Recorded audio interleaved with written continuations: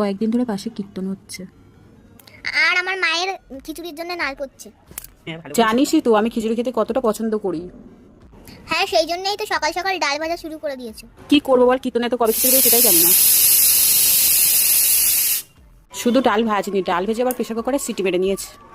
এরপর তেল গরম করে লবণ দিয়ে তারপর আলুগুলোকেও ভেজে দিচ্ছে। আলু আর কতক্ষণ ভাজবে? ও এর মধ্যে আবার কুমড়োগুলোও দিয়ে দিয়েছো। থাক, কত কিছু বলতে হবে না, সবাই জানে খিচুড়ি কিভাবে রান্না করতে হয়। তুই শুধু চুপচাপ দেখতে থাক। খিচুড়ি তো বানাচ্ছ, খিচুড়ির সাথে কি কি বানাবে আর? তুই তো ভালো করেই জানিস খিচুড়ি আমি কতটা পছন্দ করি। খিচুড়ি বানাচ্ছি, এটাই আমার কাছে অনেক। এটা আবার কি চাল? এটা তো আতপ চাল, গোবিন্দভোগ চাল ঘরে নেই তো, ওর জন্য আতপ চাল দিয়েই বানাচ্ছে। সে ঠিক আছে, কিন্তু তুমি তো বললে না। কি বলবো, কি জানতে চাইছিস বল। খিচুড়ির সাথে আর কি করবে তাহলে? তোকে বললাম না শুধু খিচুড়িই বানাবো, আর কিছু বানাবো না এর সাথে। সত্যি আর কিছু বানাবে না? এখন আমার মাথা না খেয়ে যা তো এখান থেকে।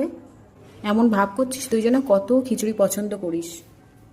না, ব্যাপারটা সেটা না। তাহলে আবার কি? খিচুড়ি তো এমনিই পছন্দ করিস না, খিচুড়ি বানালে তোর রাগ হয়। এটা তুমি ঠিক কথাই বলেছো। খিচুড়ি বানানোর পর তো তোর জন্য আবার আমাকে রান্না করতে হবে। ও, তুমি আবার আলাদা করে ভাত তরকারি বানাবে আমার জন্যে? আরে হ্যাঁ, সেই জন্যই তো খিচুড়ির সঙ্গে আর কিছু বানাচ্ছি না, বুঝতে পারছিস না সেটা?